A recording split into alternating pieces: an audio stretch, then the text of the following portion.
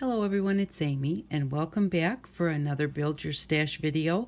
This is a supplement video to our collage masterboard, and this is if you don't have any water glue, you can't go out and get any right now, you can make your own flower glue. And this is something I used when I was little. Papa used it when he was little, and I had to go get the recipe. I thought it was just flour and water, but there's a little more in it. And so I looked on the internet, and Creative Cat did a recipe for flower glue. Looks like it's a nice strong glue, so we're going to try it. And so the first thing that you need, I cut the recipe in half because I didn't want a whole bunch extra. And so I am making it with 1/2 cup of flour, and then a half of a third a cup of sugar. So her recipe calls for 1 cup of flour, so I'm using a half a cup of flour. It calls for 1/3 of a cup of sugar, so I'm using half of a third of a cup of sugar. It calls for 1 teaspoon of vinegar or lemon, and that is to help keep it so that it doesn't mold. And so I have a half of a teaspoon. Hers calls for 1 teaspoon, but again, I'm cutting the recipe in half. So a half a teaspoon of vinegar, and then she calls for 2 cups of water, so I'm going to use 1 cup of water. She says to start adding the water slowly. I'm going to mix this up a little bit. And you should be able to mix in about half of the water just slowly, and then the other half you'll be able to mix it all at once. And she says to use a whisk. If you don't have a whisk, use a fork. A fork can work like a whisk. And so if you don't have a whisk, don't worry about that. The tines in the fork work better than using a spoon because the tines in the fork give you kind of a whisking action. And get some of that out of there. So just keep mixing it. You add the water a little bit at a time so that you can get it mixed together and hopefully not have a whole bunch of lumps.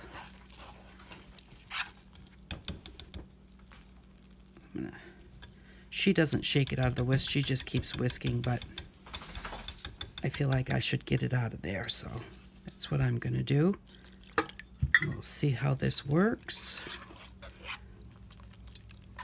Now we're getting to the point where it's going to start getting more like a glue, and this is a little bit like a paste glue. It's not really like an Elmer's glue. It will wind up thicker than that. And once we get it all mixed together well, then we are going to put it on the stove and heat it. Now that it's pretty well mixed, I'm going to add the rest of the water. And that took about half of the water to get it mixed together well.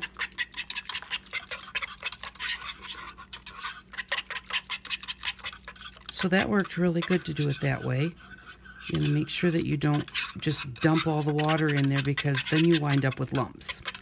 All right, I'm going to mix this just a little bit more. It feels like it's very watery. I don't feel any lumps. I'm going to mix this a little bit and take it to the stove, and we're going to put it on the stove, and we're going to cook it till it thickens. So I'll be right back. Okay, I am back, and we're going to cook this on low heat. And I actually did not stir it any more than I had stirred it while you were watching. And we are just going to stir it over low heat until it thickens. And once it starts to thicken, it's going to thicken quickly. And if you need to add a little bit of water, if it gets too thick, you can do that. But it's going to take the water getting warm before it thickens. I'm going to turn my low heat up just a little bit. just because I'm impatient and because you're having to sit there and watch, but you can always fast forward through this part to the end.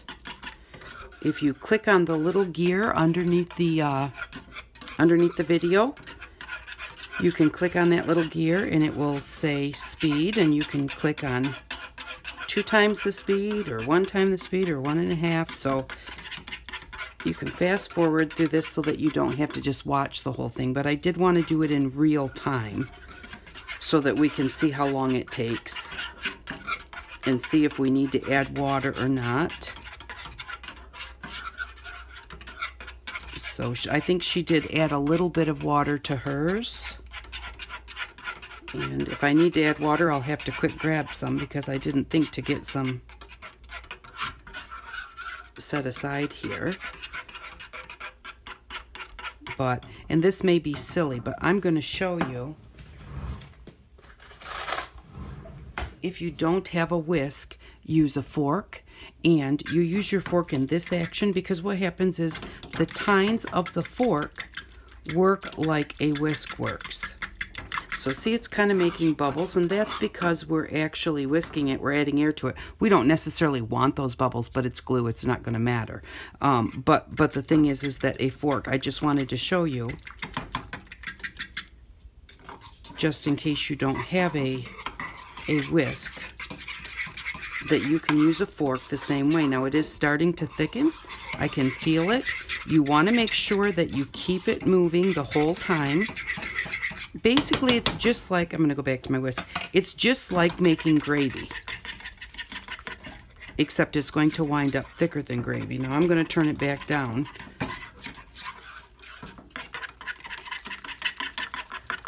And just keep whisking it.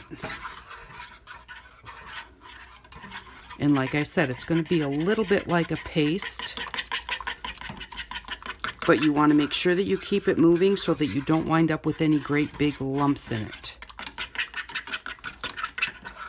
And then when it's all done, you let it cool, and you can just put it in a glass jar. And she said it lasts in the refrigerator for, I think she said 2 to 3 weeks. If you don't have a glass jar to put it in, or some kind of a jar to put it in, and you just want to make it and use it, well then just cut this recipe in half. So this recipe makes a lot of glue. Her recipe would have made twice this much, so it definitely makes a lot of glue. And now it's very pasty, just a touch lumpy. So I'm going to quick remove it from the heat and grab a little bit more water.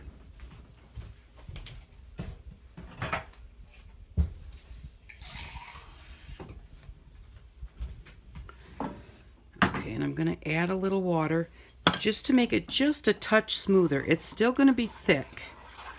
I don't think that you want to smooth it down to as much as like Elmer's glue. I don't know how your adhesion would be if you make it too thin, but you want it kind of smooth.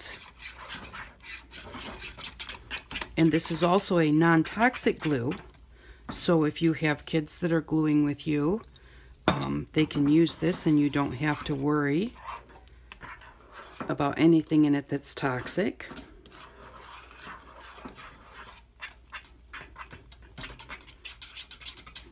And there we go. It's looking very nice. It had, before I put the extra water in it, it was a little bit lumpy. And the lumps came from the cooking process.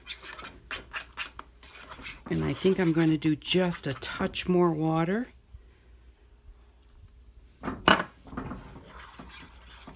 And I think that that is probably going to be enough. I just kind of want to thin it down, make it a little bit smoother.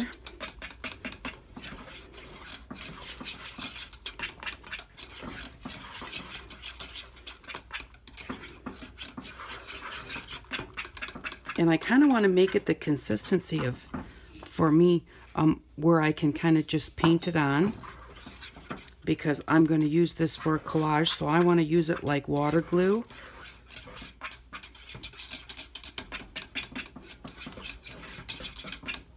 and I like my water glue to be a little thinner. So there we go. That's kind of the consistency is kind of like frosting. And I'm going to turn the heat off. And there we go. We now have, this is a good amount of glue. It definitely is. So I am going to let this cool a little bit before we use it. And you will see in the collage video, you'll see us using it. And we'll see what it looks like. I'm not sure whether it's going to be a little milky in color to go over the top of our collage. I'm going to try it so we know. But if it is, you can still use it if you don't have a lot of water glue or a lot of Mod Podge, whatever you use to put over the top. If you don't have a lot of that, you can glue everything down with this and then go over the top with your water glue so that it's not cloudy, if this is cloudy, because I think it could possibly be, but we will find out in that video. So we have our glue here. It's kind of a paste type glue, and we will use this in collage in our Build Your Stash and Craft collage master sheet. So thank you very much for stopping by. I really do appreciate it, and I hope that you all have an outstanding day. Bye-bye.